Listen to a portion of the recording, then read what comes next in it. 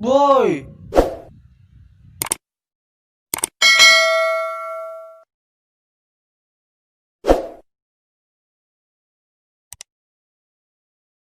Assalamualaikum warahmatullahi wabarakatuh. Alhamdulillahirabbil alamin wassalatu ala nabi. Perkenalkan, nama saya Abdul Rashid Nasution dari kelas 9 semester 3, jurusan Ilmu Kesehatan Masyarakat, Fakultas Kesehatan Masyarakat UIN Sumatera Utara. Saya di sini akan menjelaskan tentang diabetes mellitus menggunakan metode 5W1H untuk memenuhi tugas mata kuliah dasar biomedik 3. Latar belakang.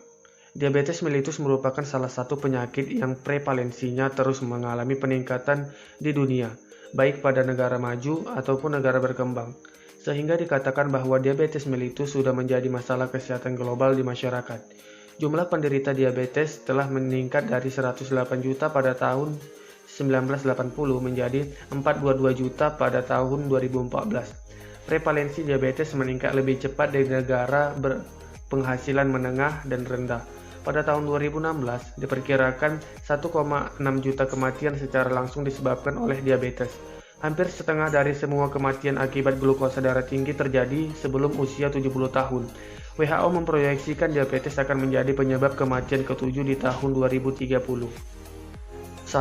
Pengertian dan jenis diabetes mellitus. Pengertian diabetes mellitus. Menurut WHO pada tahun 2016, diabetes mellitus adalah suatu penyakit kronis di mana organ pankreas tidak memproduksi cukup insulin atau ketika tubuh tidak efektif dalam menggunakannya. Sedangkan menurut Schmelzer dan Barre pada tahun 2008, diabetes mellitus merupakan penyakit metabolik yang berlangsung lama atau kronis yang ditandai dengan peningkatan kadar gula darah sebagai akibat dari kelainan insulin. Aktivitas insulin ataupun sekresi insulin yang dapat menimbulkan berbagai masalah serius, dan prevalensi dari penyakit diabetes mellitus ini sangat cepat berkembang. Jenis-jenis diabetes mellitus. Yang pertama, diabetes mellitus tipe 1. Penyebab dari diabetes mellitus ini belum diketahui secara pasti.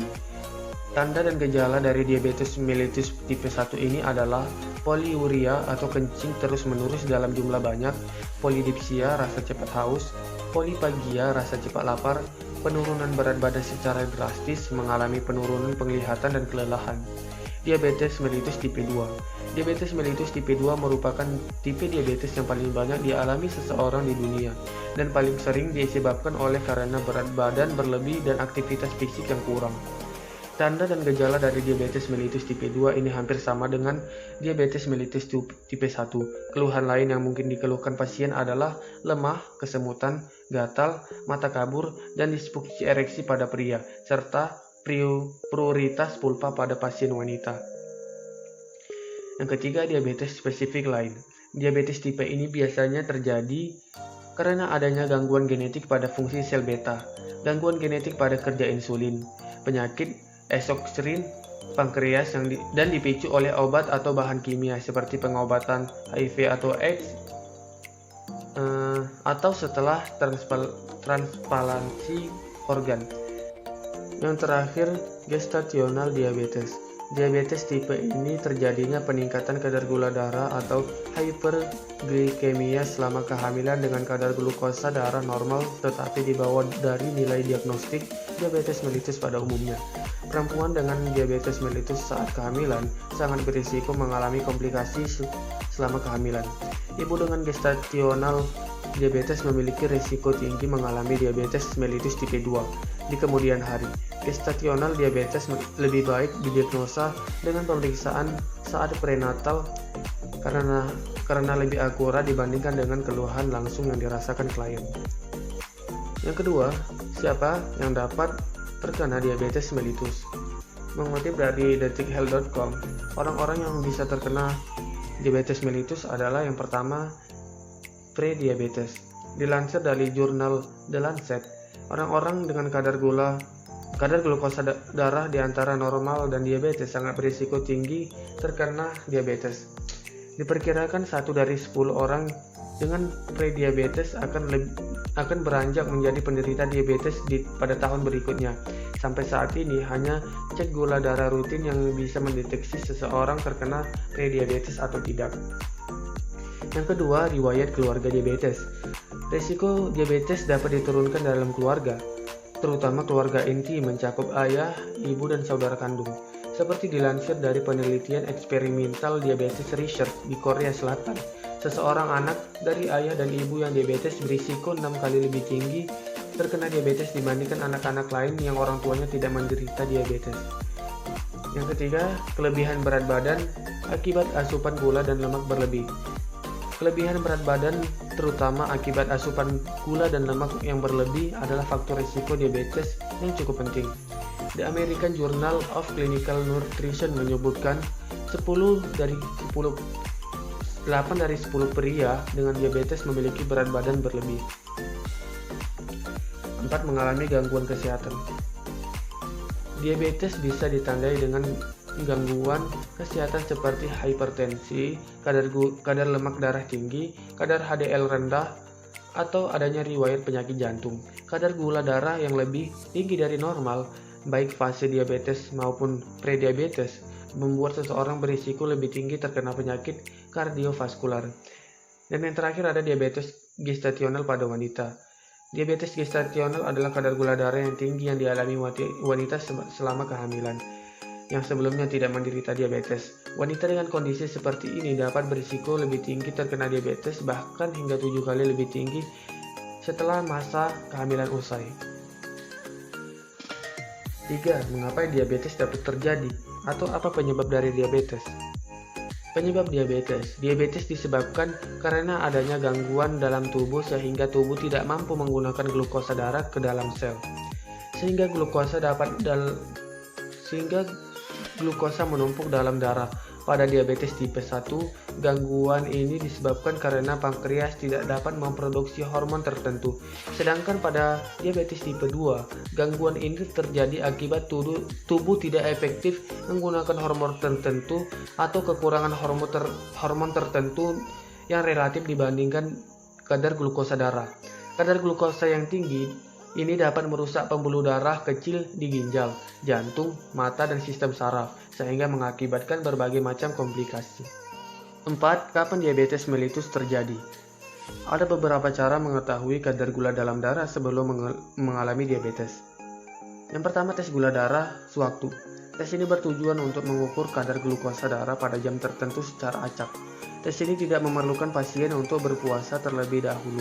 Jika hasil tes gula darah sewaktu menunjukkan kadar gula 200 mg per dl atau lebih, pasien dapat didiagnosis menderita diabetes. Yang kedua, tes gula darah puasa. Tes ini bertujuan untuk mengukur kadar glukosa darah pada saat pasien berpuasa. Pasien akan diminta berpuasa terlebih dahulu selama 8 jam. Kemudian menjalani pengambilan sampel darah untuk diukur kadar gula darahnya.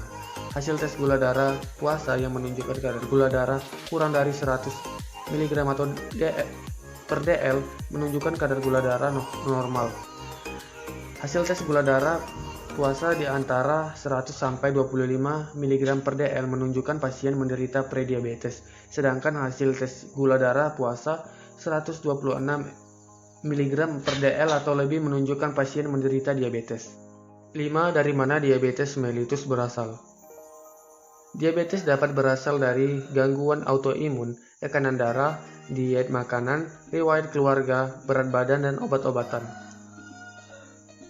6. Bagaimana pencegahan diabetes mellitus? Penyakit diabetes tipe 1 sangat sulit untuk dicegah karena berhubungan erat dengan faktor genetik dan kondisi autoimun.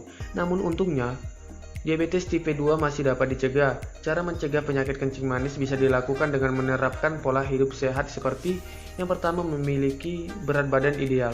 Obesitas adalah salah satu faktor risiko utama dari diabetes tipe 2. Menjalani diet atau pola makan rendah kalori dan lemak sangat dianjurkan sebagai cara terbaik untuk mencegah diabetes.